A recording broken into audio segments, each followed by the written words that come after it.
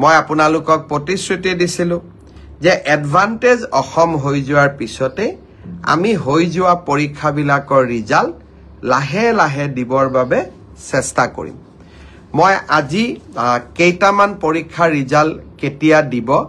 তাৰ বিষয়ে মই আপোনালোকক জনাম গোটেই কেইটা পৰীক্ষাৰ ৰিজাল্ট কেতিয়া দিব সেই বিষয়ে জনাবৰ বাবে মই আজিয়ে সক্ষম নহম কিন্তু কেইবাটাও পৰীক্ষাৰ ৰিজাল্ট আমি কেতিয়া দিম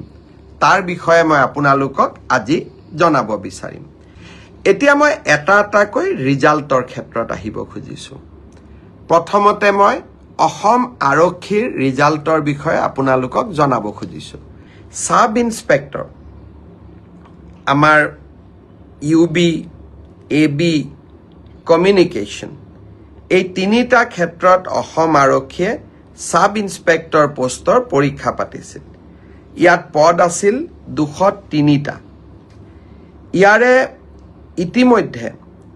লিখিত পৰীক্ষা হৈ গল আৰু এই লিখিত পৰীক্ষা যিসকলে উত্তীৰ্ণ হল যিসকলে কাট অফ নম্বৰ পাবলৈ সক্ষম হল তেওঁলোকৰ তালিকা 6 মাৰ্চ তাৰিখে আৰক্ষী বিভাগে প্ৰকাশ কৰিব 6 মাৰ্চ তাৰিখে লিখিত পৰীক্ষাৰ ৰিজাল্ট হোৱাৰ লগে লগে পিএছটি আৰু পিইটি আৰম্ভ হ'ব আৰু পিএছটি আৰু পিইটিৰ এডমিট কাৰ্ড আপোনালোকে 9 মাৰ্চত ডাউনলোড কৰিব পাৰিব আৰু পিএছটি আৰু পিইটি 17 মাৰ্চৰ পৰা আৰম্ভ হ'ব এয়া হল অসম পুলিচৰ সাব ইন্সপেক্টৰ ইউবি এবি আৰু কমিউনিকেশ্যন ইয়াৰ বাবে যি পৰীক্ষা হৈছিল ইয়াৰ পিছত আমাৰ এটা ডাঙৰ পৰীক্ষা হৈছিল কনষ্টেবল আমাৰ এটা ডাঙৰ পৰীক্ষা হৈছিল সেইটো হল constable UB constable AB constable communication আৰু sub officer fire and emergency service কনষ্টেবলৰ ইউবিত পোষ্ট আছিল 1760টা কনষ্টেবল এবিত পোষ্ট আছিল 2301টা কনষ্টেবল কমিউনিকেশ্যনত পোষ্ট আছিল 466টা আৰু সাব অফিচাৰ ফায়াৰ সাৰ্ভিসত পোষ্ট আছিল মাত্ৰ এটা এই গোটেই পৰীক্ষাটোৰ ইতিমধ্যে পিএছটি আৰু পিইটি কমপ্লিট হল এই পৰীক্ষাটোৰ যিসকলে পিএছটি পিইটিত কোন পাছ কৰিলে ইয়াৰে ৰিজাল্ট অসম আৰক্ষীয়ে 12 মাৰ্চ তাৰিখে ঘোষণা কৰিব অৰ্থাৎ কনষ্টেবল ইউবি এবি পৰীক্ষাৰ প্ৰথম ৰিজাল্ট 12 মাৰ্চ তাৰিখে প্ৰকাশিত হ'ব ইয়াৰ পিছত আপোনালোকে নিজেও জানে যে এটা লিখিত পৰীক্ষাত আমি অৱতীৰ্ণ হ'ব লাগিব আৰু এই লিখিত পৰীক্ষাটিৰ বাবে যিসকলে কাট অফ মাৰ্ক পাবলৈ সক্ষম হ'ব তেওঁলোকে এডমিট কাৰ্ড 17 মাৰ্চৰ পৰা ডাউনলোড কৰিব পাৰিব আৰু ফাইনেলি এবি ইউবি ৰিটেন টেষ্ট 23 মাৰ্চত অনুষ্ঠিত হ'ব ইয়াৰ পিছত অসম আৰক্ষীত ড্ৰাইভাৰৰ 667টা পোষ্টৰ বাবে পিএছটি আৰু পিইটি অনুষ্ঠিত হৈছিল এই ড্ৰাইভাৰৰো পিএছটি পিইটিৰ পৰীক্ষাৰ ৰিজাল্ট অহা পৰহি দিনাখন অৰ্থাৎ 4 মাৰ্চ তাৰিখে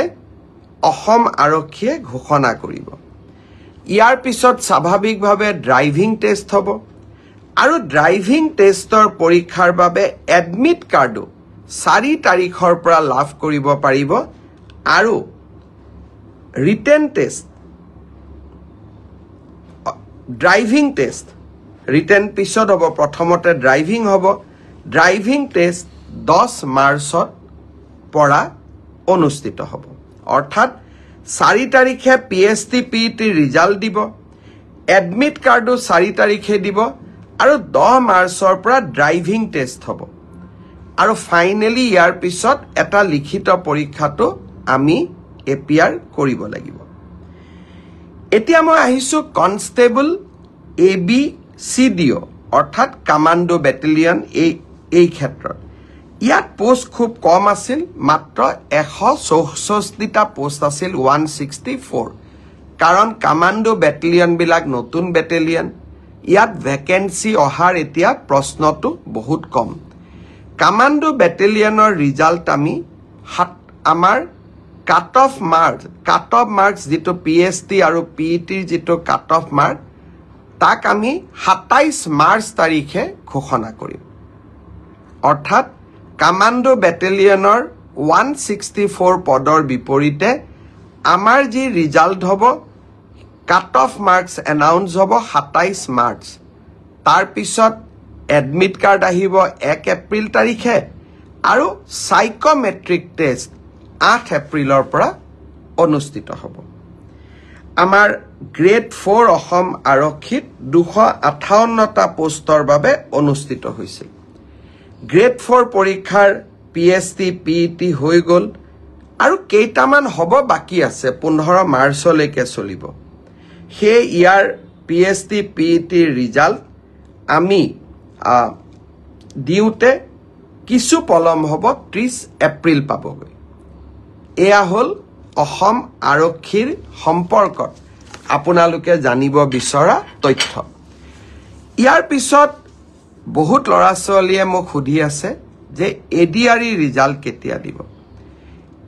এডিআৰই ৰিজাল্ট 7 মাৰ্চ শুক্ৰবাৰে আমাৰ গ্ৰেড 3 আৰু গ্ৰেড 4 ৰ যি আমাৰ ৰিক্ৰুটমেন্ট কমিশন আছে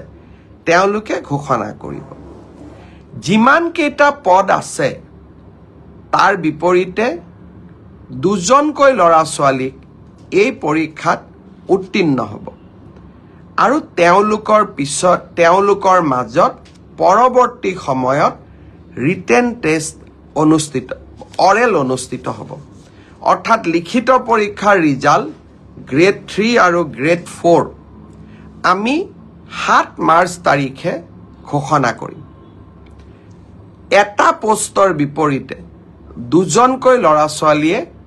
এই লিখিত পৰীক্ষাত উত্তীৰ্ণ হ'ব শেষৰ নম্বৰটোত যদি বেছি লৰা ছোৱালীয়ে একেটা নম্বৰে পায় তেতিয়ালে হয়তো 3000 পোষ্টৰ বিপৰীতে মই ধৰি লব কৈছো 6000 লৰা ছোৱালী পাস কৰিব লাগে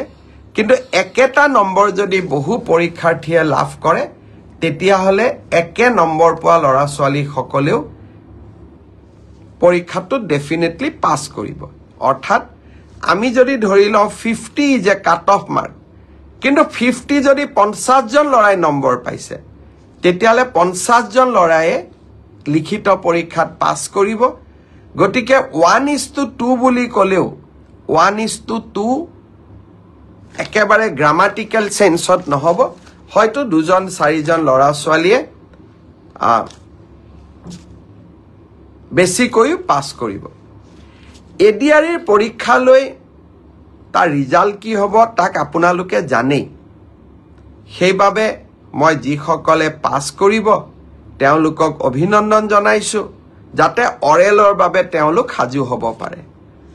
আৰু যিসকলে পাস নকৰিব আমি পুনৰ এই বছৰৰ শেষৰ ফালে নতুন বিজ্ঞাপন দিয়াৰ বাবে চেষ্টা কৰিম আপোনালোকে আৰু এবাৰ পৰীক্ষাত অৱতীৰ্ণ হ'ব আৰু লগতে অসমত উদ্যোগসমূহ আহিব মুখ্যমন্ত্ৰীৰ আত্মনিৰ্ভৰ অসম অভিযানো আছে আমি নিজকে তৃতীয় আৰু চতুৰ্থ বৰ্গত নহলেও বেলেগ ধৰণে পাস কৰি বেলেগ ধৰণেও জীৱন সফল কৰাৰ বাবে আমি প্ৰচেষ্টা কৰিম Assam Focus